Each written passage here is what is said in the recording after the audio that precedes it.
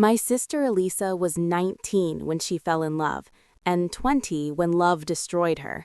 I was only 14 then too young to stop anything, and too old to ever forget what I saw. If you ask me today what I remember most about her, I will not say her laughter or her long hair, or the way she used to braid mine before school. I will say the smell of chocolate, because that is what our kitchen smelled like on the morning of the 3rd of March, the morning she made the chocolates she would never give. She had been in love with Andrew, our neighbor, for almost 2 years. He lived just across the narrow lane, in the house with the white gate and the tall window that faced ours.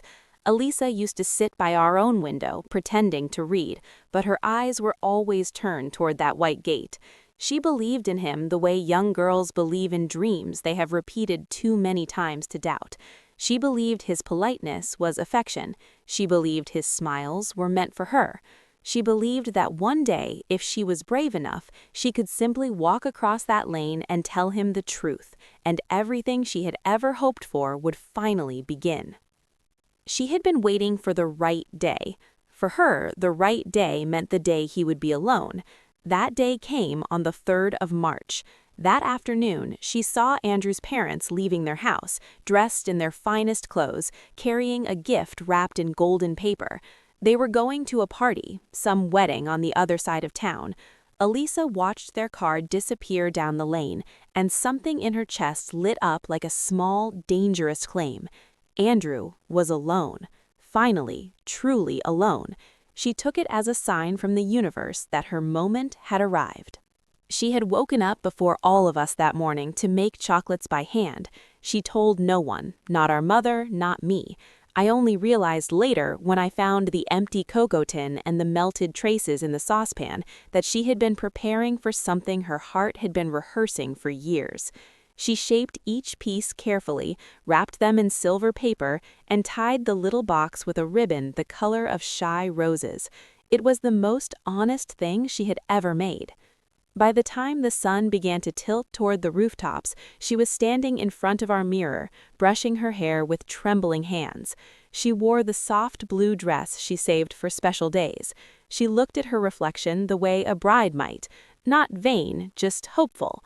Then she picked up the box of chocolates, pressed it gently against her chest, and stepped out of our home. I watched her from the upstairs window. She walked across the lane slowly, like someone walking into the rest of her life. The white gate creaked as she pushed it open. The afternoon light fell on her shoulders. I thought, she is going to come back smiling. I thought, today is going to be a good day. It was the last ordinary thought I ever had. Andrew opened the door with the surprised expression of someone who had not expected a visitor. Elisa stepped inside before courage could abandon her.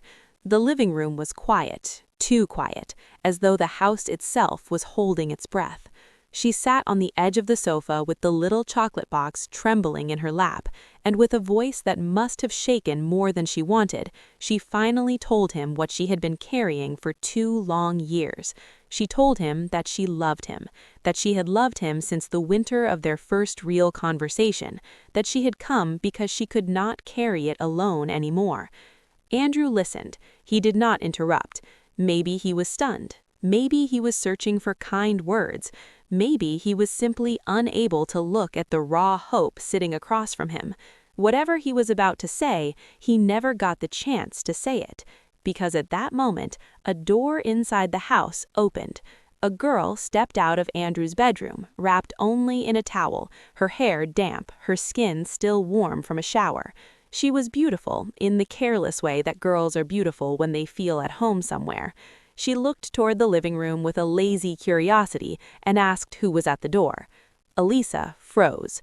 In one heartbeat, the entire universe my sister had built for 2 years collapsed. Every smile she had saved in her memory, every imagined future, every sleepless night spent dreaming of this exact confession, all of it shattered in front of the stranger standing in a towel. She understood in that single devastating second that she had never been part of his story. She had been writing a novel alone. Something broke in her that was never meant to break. She stood up too suddenly. The chocolate box slipped from her lap and fell to the floor, the ribbon loosening, the silver pieces scattering like small, useless stars. Her breathing turned sharp and uneven. Her eyes, which had been soft a moment ago, became something else, something I still cannot describe without my voice shaking. Not hatred, not madness, something worse. The look of a girl who has just realized she has humiliated herself in front of the one person whose opinion mattered more than her own life. On the small table beside the sofa lay a kitchen knife Andrew had carried in earlier while cutting fruit. Elisa's hand moved before her mind did. She grabbed it. She lunged toward the girl in the towel, not Andrew, the girl. Because in her broken mind, the girl was the thief. The girl was the reason her dream had died. The girl had stolen the future Elisa had already lived 1,000 times in her head. Andrew shouted. He threw himself between them. He tried to pull Elisa back by the shoulders. He tried to reason with her, tried to hold her wrists, tried to stop her without hurting her. Because somewhere beneath his panic, he still saw her as the quiet neighbor girl, and not as someone capable of what was happening. But rage does not listen to reason, and heartbreak does not remember mercy. Elisa fought him with a strength that did not belong to her body. She kept reaching around him, trying to get to the other girl, screaming things that did not form into sentences. And then came the moment that rewrote everyone's life. Andrew, desperate to save the girl he loved, grabbed Elisa by the collar and pushed her backward with all his force. It was not an attack. It was fear wearing the shape of strength.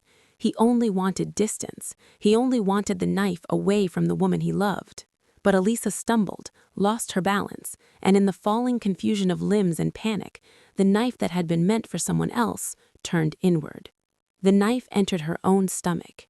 The world went silent in a way I can only describe as unnatural. The kind of silence that arrives after something irreversible. The girl in the towel screamed. Andrew's face drained of every color a living face is supposed to have. Elisa looked down at herself as if she could not understand what her own body was showing her. Her hands hovered near the wound without touching it, trembling as though touching it would make it real. Then she collapsed. Andrew caught her before she hit the floor. The girl in the towel ran to grab clothes, crying so hard she could barely pull them on.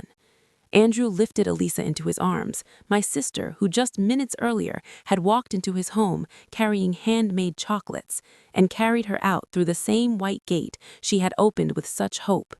He placed her in the back seat of his car.